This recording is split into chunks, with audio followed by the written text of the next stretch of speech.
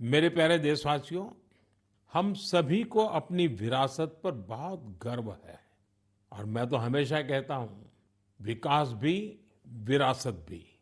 यही वजह है कि मुझे हाल की अपनी अमेरिका यात्रा के एक खास पहलू को लेकर बहुत सारे संदेश मिल रहे हैं।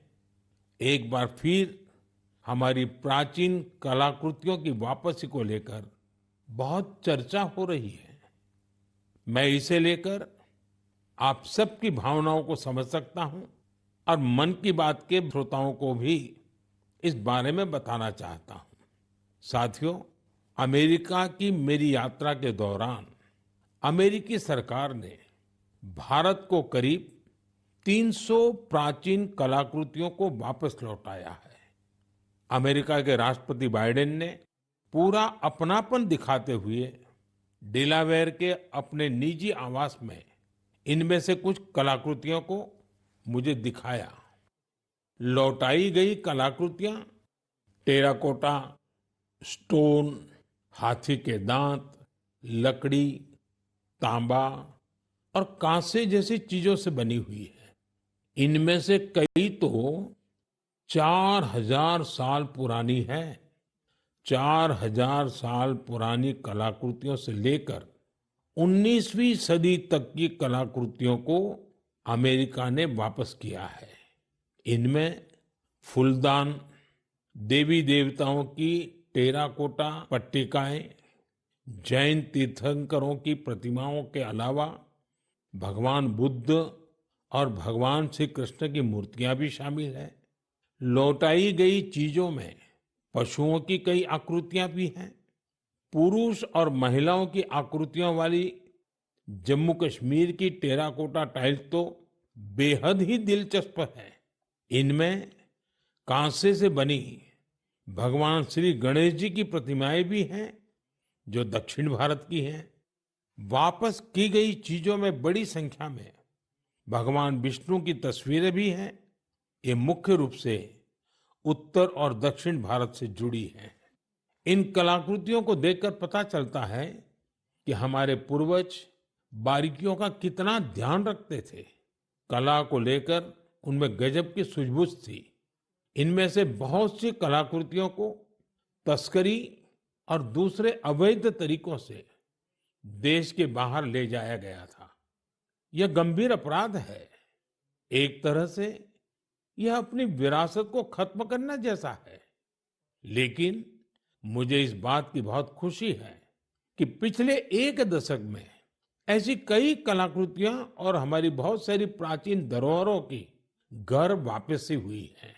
इस दिशा में आज भारत कई देशों के साथ मिलकर काम भी कर रहा है।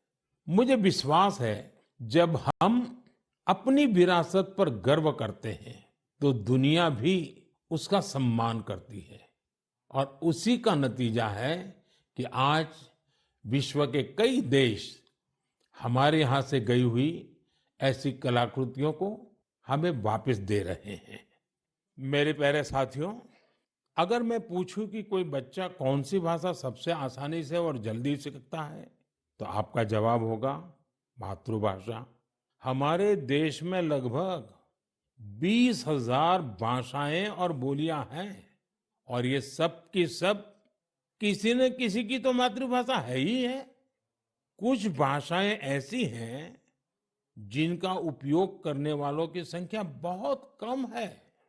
लेकिन आपको ये जानकर खुशी होगी कि उन भाषाओं को संरक्षित करने के लिए आज अनोखे प्रयास हो रहे हैं। ऐसी ही एक भाषा है हमारी संथाली भाषा। संथाली को डिजिटल इनोवेशन की मदद से नई पहचान देने का अभियान शुरू किया गया है। संथाली हमारे देश के कई राज्यों में रह रहे संथाल जनजातीय समुदाय के लोग बोलते हैं। भारत के अलावा बांग्लादेश, नेपाल और भूटान में भी संथाली बोलने वाले आदिवासी समुदाय मौजूद है। संथाली भाषा की ऑनलाइन पहचान तैयार करने के लिए ओडिशा के मयूरभंज में रहने वाले श्रीमान रामजी टूडू एक अभियान चला रहे हैं। रामजीत जी ने एक ऐसा डिजिटल प्लेटफॉर्म तैयार किया है जहां संथाली भाषा से जुड़े साहित्य को पढ़ा जा सकता है और संथाली भाषा में लिखा जा सकता है। दरअसल कुछ साल पहले जब रामजीत जी ने मोबाइल फोन का इस्तेमाल शुरू किया तो इस बात से दुखी हुए कि वो अपनी मातृभाषा में संदेश नहीं दे सकते। इसके बाद वो संथाली भाषा की लिपि ओल्ड चिकी को टाइप करने की संभावनाएं तलाश करने लगे। अपने कुछ साथियों की मदद से उन्होंने ओल्ड चिकी में टाइप करने की तकनीक विकसित कर ली। आज उनके प्रयासों से संथाली भाषा में लिखे लेख लाखों लोगों तक पहुंच रहे हैं। साथियों, जब हमारे दृढ़ संकल्प के साथ सामूहिक भागीदारी का संगम होता है तो पूरे समाज के लिए अद्भुत नतीजे सामने आते हैं। इसका सबसे ताजा उदाहरण है एक पेड़ मां के नाम। ये अभियान अद्भुत अभियान रहा। जन भागीदारी का ऐसा उदाहरण वाकई बहुत प्रेरित करने वाला है। पर्यावरण संरक्षण को लेकर शुरू किए गए इस अभियान में देश के कोने कोने में लोगों ने कमाल कर दिखाया है। उत्तर प्रदेश, गुजरात, मध्य प्रदेश, राजस्थान और तेलंगाना ने लक्ष्य से अधिक संख्या में पौधारोपण कर नया रिकॉर्ड बनाया है। इस अभियान के तहत उत्तर प्रदेश में 26 करोड़ से ज्यादा पौधे लगाए गए। गुजरात के लोगों ने 15 करोड़ से ज्यादा पौधे रोपे। राजस्थान में केवल अगस्त महीने में ही 6 करोड़ से अधिक पौधे लगाए गए हैं। देश के हजारों स्कूल भी इस अभियान में जोर शोर से हिस्सा ले रहे हैं। साथियों, हमारे देश में पेड़ लगाने के अभियान से जुड़े कितने ही उदाहरण सामने आते रहे हैं। ऐसा ही एक उदाहरण है तेलंगाना के एन राजशेखर जी का। पेड़ लगाने के लिए उनकी प्रतिबद्धता हम सबको हैरान कर देती है। करीब 4 साल पहले उन्होंने पेड़ लगाने की मुहिम शुरू की। उन्होंने तय किया कि हर रोज एक पेड़ जरूर लगाएंगे।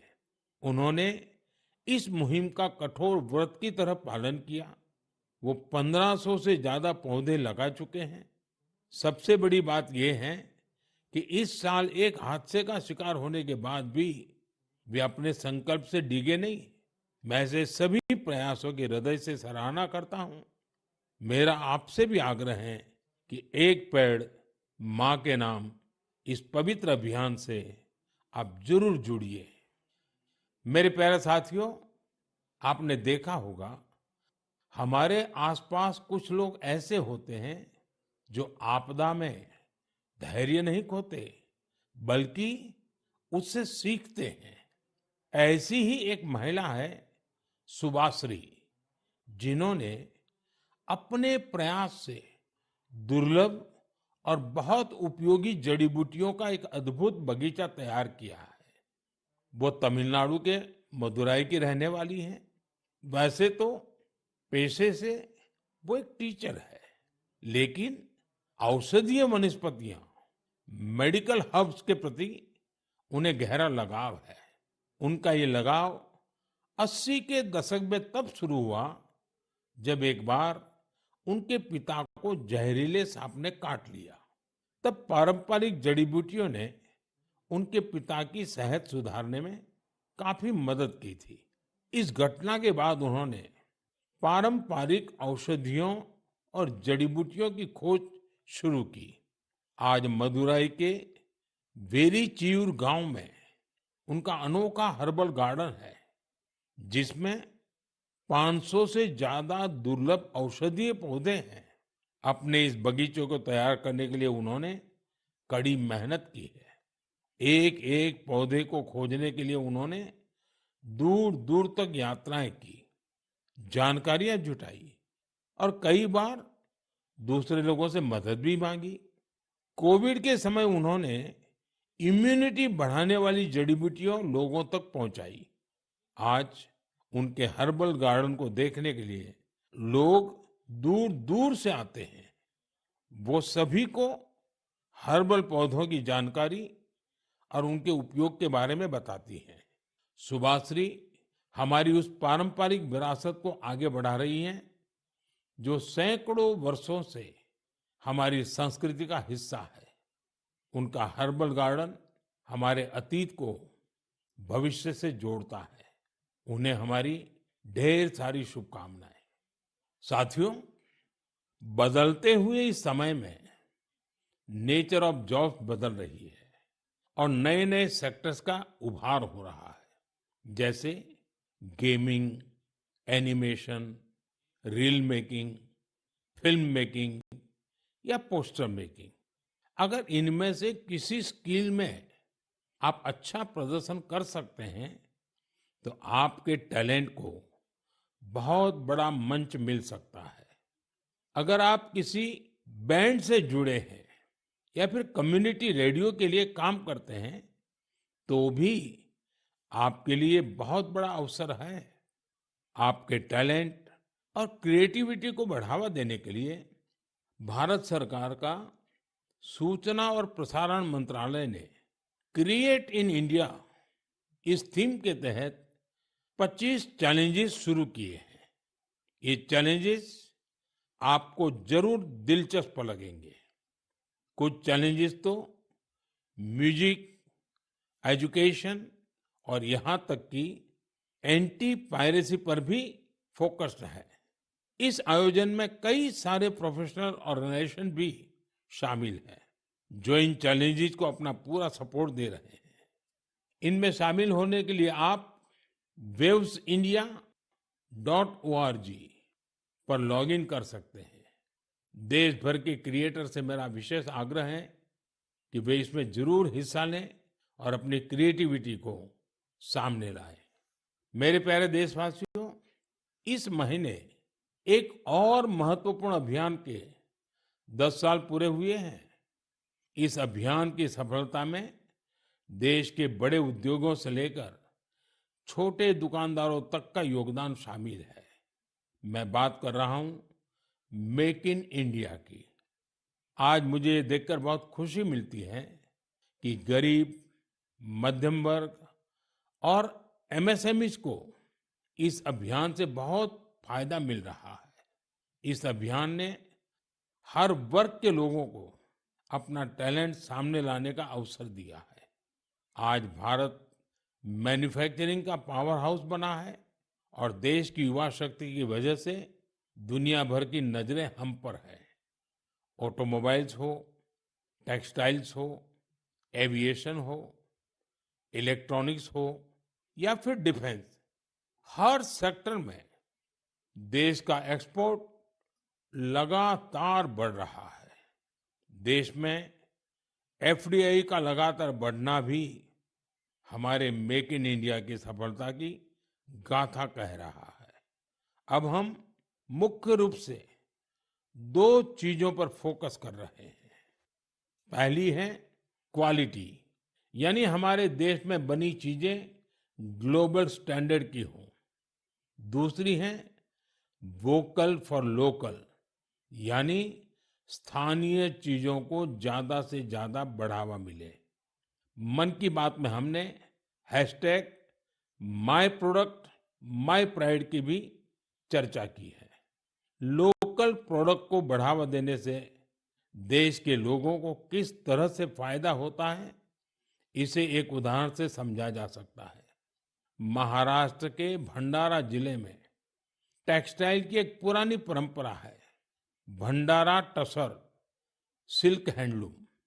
टसर सिल्क अपने डिजाइन, रंग और मजबूती के लिए जानी जाती है।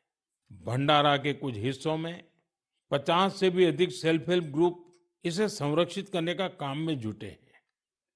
इनमें महिलाओं की बहुत बड़ी भागीदारी है। यह सिल्क तेजी से लोकप्रिय हो रही है और स्थानीय समुदायों को सशक्त बना रही है। और यही तो मेक इन इंडिया की स्पिरिट है। साथियों, त्योहारों के इस मौसम में आप फिर से अपना पुराना संकल्प भी जरूर दोहराइए। कुछ भी खरीदेंगे, वो मेड इन इंडिया ही होना चाहिए। कुछ भी गिफ्ट देंगे, वो भी मेड इन इंडिया ही होना चाहिए। सिर्फ मिट्टी के दिए खरीदना ही वोकल फॉर लोकल नहीं है। आपको अपने क्षेत्र में बने स्थानीय उत्पादों को ज्यादा से ज्यादा प्रमोट करना चाहिए। ऐसा कोई भी प्रोडक्ट जिसे बनाने में भारत के किसी कारीगर का पसीना लगा है, जो भारत की मिट्टी में बना है, वो हमारा गर्व है। हमें इसी गौरव पर हमेशा चार चांद लगाने हैं। साथियों, मन की बात के इस एपिसोड में मुझे आपसे जुड़कर बहुत अच्छा लगा। इस कार्यक्रम से जुड़े अपने विचार और सुझाव हमें जरूर भेजिएगा। मुझे आपके पत्रों और संदेशों की प्रतीक्षा है। कुछ ही दिन बाद त्योहारों का सीजन शुरू होने वाला है। नवरात्र से इसकी शुरुआत होगी और फिर अगले 2 महीने तक पूजा पाठ, व्रत, त्योहार, उमंग उल्लास, चारों तरफ यही वातावरण छाया रहेगा। मैं आने वाले त्योहारों की आप सबको बहुत बहुत बधाई देता हूँ। आप सभी अपने परिवार और अपने प्रियजनों के साथ त्योहार का खूब आनंद लें और दूसरों को भी अपने आनंद में शामिल करें। अगले महीने मन की बात कुछ और नए विषयों के साथ आपसे जुड़ेंगे। आप सबका बहुत बहुत धन्यवाद।